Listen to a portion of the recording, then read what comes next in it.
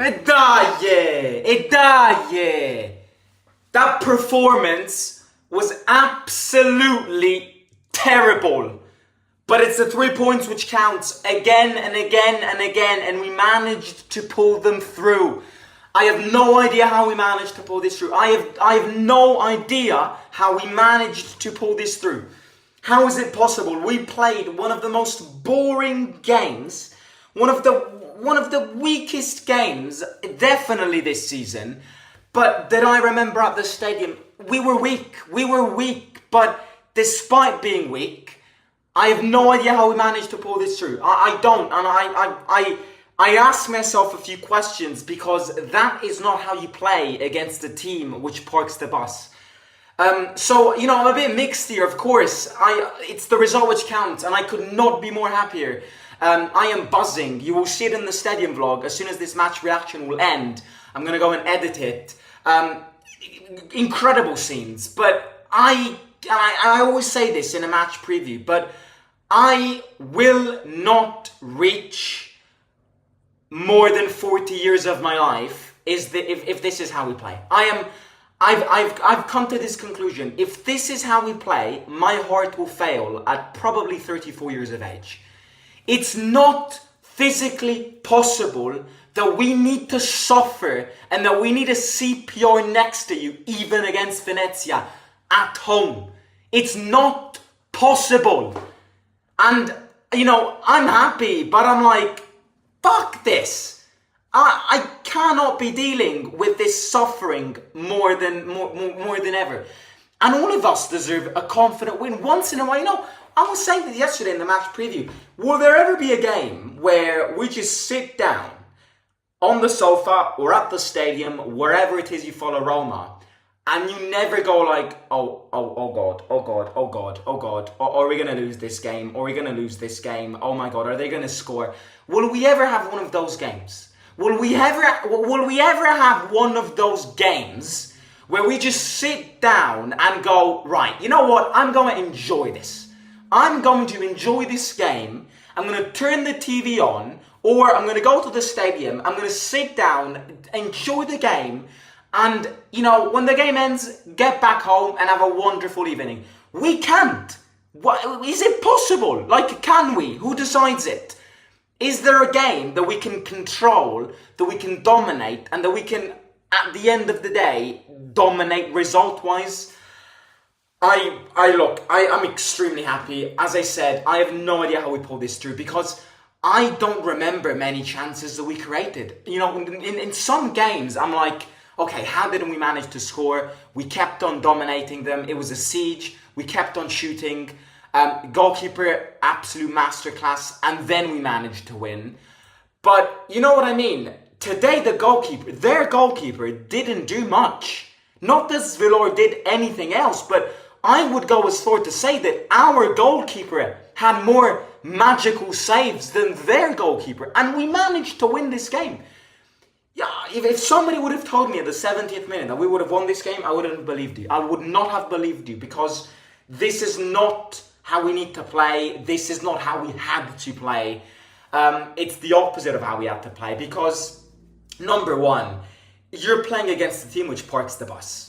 You're playing against a team which came to Rome to park the bus, play counter-attacking football, find the goal, and then increase their parking the bus.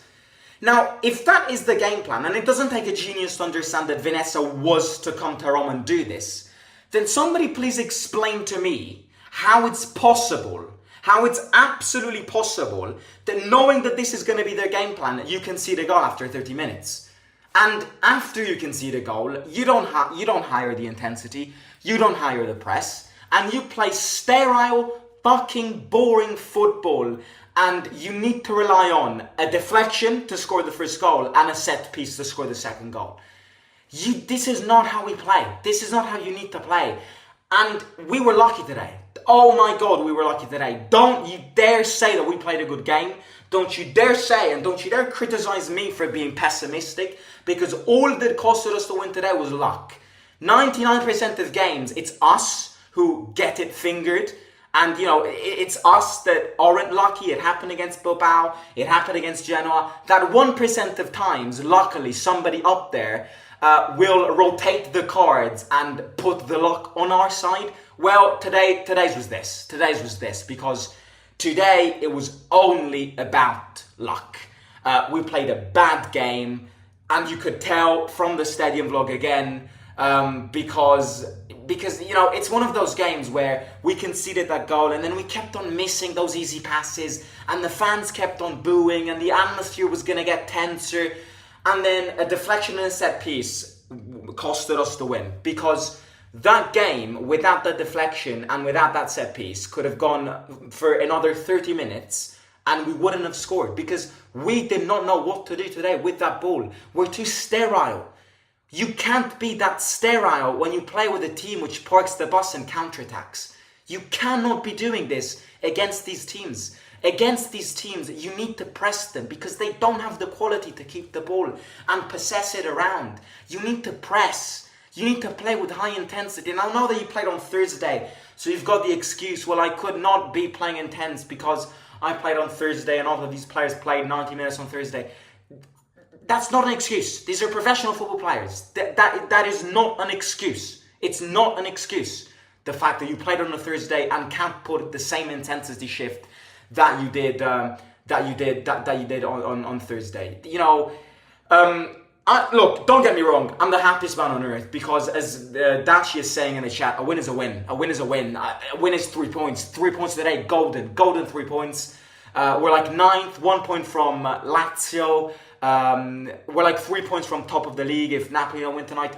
It's a good position. It could have been better, of course, with that start to the season. But the only thing which counted today was the 3 points. Now, I'm going to sound contradicting, because what I said yesterday in the match preview is kind of the opposite of this. What I said yesterday in the match preview is, I want to win, but I want a solid performance, and I want to keep a clean sheet. And today was the opposite of that.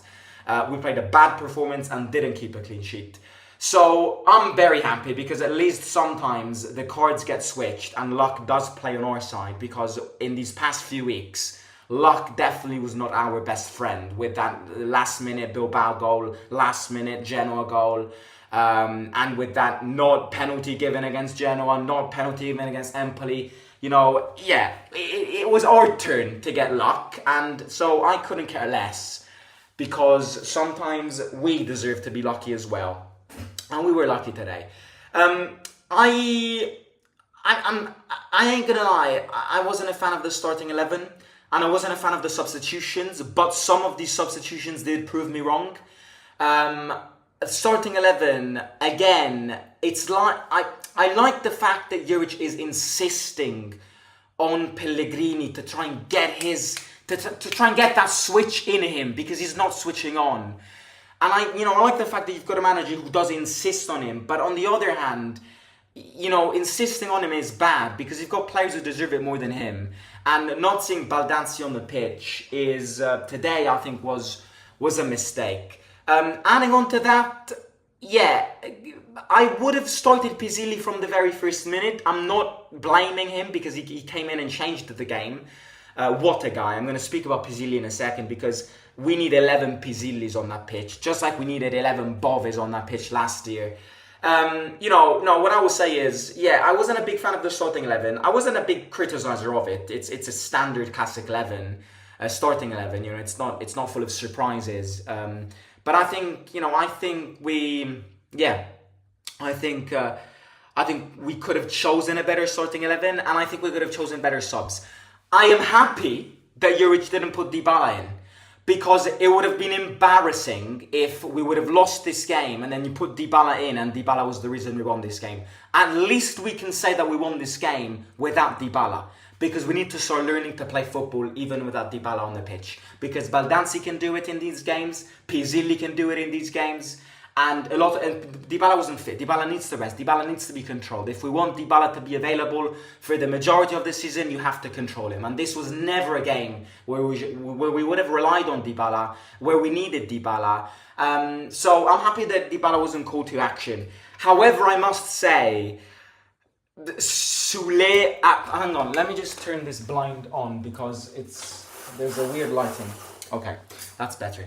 Better lighting. Yeah, Sule, young, we gave Baldanzi 6 months to prove himself and he is now playing really, really well. But Sule is not changing games like I thought he was going to. Sule has one problem. The problem with Sule is this. I'll meme it out. Sule plays like this.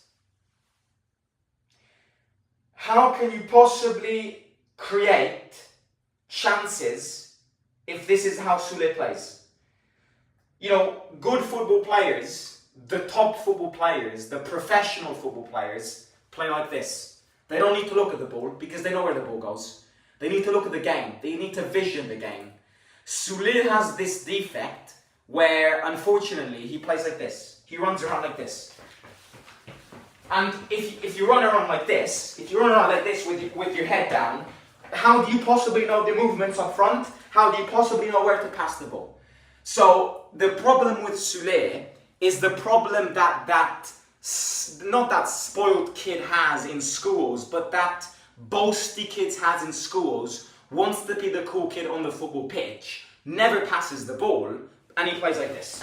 I'm not going to pass you the ball. Let me do everything by myself. Yeah, I'm not going to pass it. Go up front. Yeah, I'm going to pass it to you, but I'm not going to look at you. So, yeah, you go there, but I'm not going to pass it because this is the way I play. You know what I mean? You can't be a good football player if you play like this.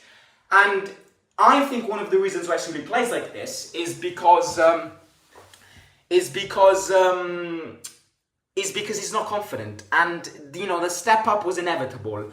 Frosinone to Roma was inevitably going to be an increase in pressure, and he needs to deal with it. Just like it takes other players a lot of time to deal with this pressure gap and this pressure jump. So yeah, I'm not liking how Sule is playing because he's not changing games. I would much rather start Baldanzi at time of speaking, but I said this the last day as well. Defense is solid, but again, and again. Can you please stop conceding these stupid ass goals? In Italian we say, questi gol stronzi. There is never a time where we concede a goal and we can go, well, look, I couldn't have done nothing. You know, what a goal, what a shot, GG to him. There is never a chance that we can do that with our opponents. Because every time we concede a goal, it's our fault. Today again, will we win a fucking aerial duel? Will we clear the ball away in that box? Why are we clearing the ball away? The number one rule in football, when you get the ball in the box that you're defending, kick it away. Stop juggling around, heading it away. Just kick it long. That goal is a stupid goal. Hits the post, deflects it on, and then Poyampalo kicks it in. Easy goal, of course. Villoy can't do anything. But that goal starts, and I believe it was a set piece once again. So you've got another goal conceding from a set piece. And if it's not a set piece, it's a cross coming in that we cannot clear away. So that's the problem. And you know why that is? Because you're not concentrated. I always say this, but you need to be concentrated when you play football. You need to be concentrated when you play football, but whenever you do everything in life. If you lose concentration, you will get fucked. You will get absolutely fucked. And it happened today, and that goal could have cost us points tonight. It happened on Thursday. It happened in Genoa. It happened against Empoli. There is never a time where it's their great goal. It's always our fault. Every goal that we conceded from the start of the season to now, look at it back, it's always our fault. Look at them all back, and it's always our fault. So yeah, that is what I'll say. But other than that, I'm really liking the way Ndika is playing. Ndika, I think, is living a great period of time because, yeah, I think his form is good, but he does have those lapses at times where he's like, what do I do? But yeah, Ndika good, Mancini good. Cristante scored the lucky goal. Good to him, fair play to him. But again, Cristante is too He's too slow. He's too slow. I mean, I don't want to repeat the same things every time because it's boring for you guys as well. Everybody knows that Cristante is slow, so I'm not going to get into it. He scored that goal. It's a lucky goal. It's not his goal. It's an own goal. That's an own goal deflection. But at least he shot. At least he had the balls to shoot. Let's give it to him. You know, in a moment of time where you need a goal, time is ticking, it's very tempting to make the ball rotate around, trying to find gaps. But it's actually good enough to shoot and try shots because you can get these lucky deflections. You know what Cristante's goal reminded me? Goal reminded me? I got the same vibe. The second that ball went in, I immediately thought about this. Tell me if I'm not the only one. Cristante's goal today was the photocopy of Rasmus Christensen's goal away at Sassuolo last season. It's the same exact goal. Go back and watch it, and it's the same exact goal. That goal went in today, and I was like, hang on, it's Rasmus Christensen against Sassuolo. It's the same goal. And then the second goal, good. I mean, Pisilli, who's probably the shortest, as well as Angelino, is the best at aerial duels. He had a few corner kicks where he was threatening today. And this is where I end the stream. Pisilli. I hope that Pisilli will start, and that Pisilli will be a starting player starting from Thursday and moving into the end of the season and, you know, making its way through the season. This football team needs one thing. It needs 11 players who want to play for this football team. I've been saying this for the past 10 years. What you need at a functioning football club and a functioning starting 11, and therefore a functioning quality football team, you can have the quality, you can have the talent, but if you do not have the motivation, you are absolutely useless. And some of these players need to learn from Pisilli. These players, Pisilli, Bove, these players are the players that deserve to start. Players who want to play for this football team. If you don't want to play for this football team, you need to leave. We need to clear this club from the crap that wants to intoxicate the environment with bad attitudes. Pisilli is what I call a professional football player. Professional football player. Because he's young. And he knows that a position in the starting 11 is not guaranteed. Because you live in a country and you are playing in a country which gives no faith to young players. So Pisilli knows that a starting position in this team will not be guaranteed.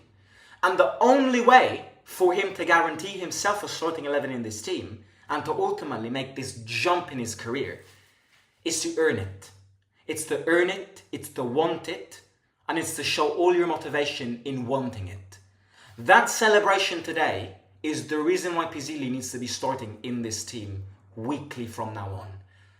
A player who not only won a game, a player who was waiting for that moment since the day he was born. It's not his first goal. His first goal was that Europa League useless game last season under Mourinho against Sheriff Tiraspol. But this goal is what counts. This is his first pro goal, real pro goal. And as much as the emotions of the first goal against Sheriff were there and he cried, this is the goal of somebody who is maturing. This is the goal of somebody who is confident enough and is showing to the manager and us fans and to the rest of his players that he wants to be in the starting 11 weekly.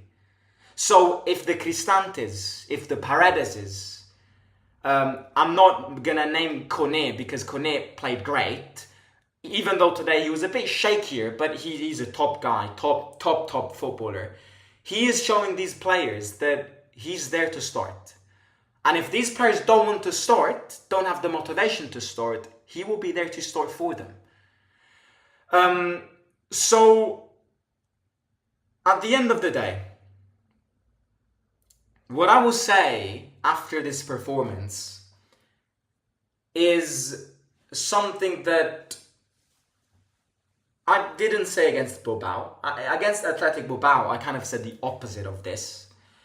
What we need to do from this performance is absorb the result, absorb the 3 points, and scrap everything away. Because this performance, now I'm speaking to you, and I'm speaking to all of you, because we're friends, this performance was shit. With this performance, you won a lucky game against Venezia. But with any of the rest 19 teams in the league, you would lose. So it's time again to reflect on this performance. It's time again to absorb the 3 points from this performance, because it's the most important thing. Keep the 3 points. Keep the last 10-minute reaction in this game. The rest, you create a ball and you throw it away. Because with this performance, we're not going to go anywhere. With this performance, you're going to lose games in the league and you're going to lose games in Europe. This performance today will not bring us anywhere. So it's time for us to actually understand and actually put on that football pitch what this manager wants today. Now, I would be very surprised if Juric is the guy who asked for such a performance today. There is no way I'm believing that Ivan Juric asked for this performance today. No intensity, no pressing. Because if he did, then he's culpable for it. Juric doesn't want this. And you know that Juric doesn't want this. Us fans don't want this. You need to fight for this badge. The only way you convert those boos into applauses, is if you show it on the pitch. I'm the first one to say that after the game against Athletic Bilbao, it's not fair to boo the players, because the players weren't involved in De Rossi being sacked this time round. But I am the first one to say that after those first 45 minutes, these players deserved all the boos in that ground, because those first 45 minutes were unacceptable. And it's those boos that made these players change performance. So the only way some of these players, and ultimately the whole squad, changes these boos and converts these boos into cheers and shouts and praises and claps, is if you prove it on the pitch. And with that, I'm going to end it. I'm going to read a few comments and then I will end the stream. Thank God we won, indeed. PISILLI, the new DDR, says Gianluca Mancio. Dai Roma per sempre, says Antonio. We were awful, lucky win, nothing changed. Happy for PISILLI, but I'm scared to hype him too much because every hyped academy player ended tragically in this environment. I agree, I get your point, but I feel like at the same time, I agree with you. In fact, I'm not going to say anything because I do agree with you.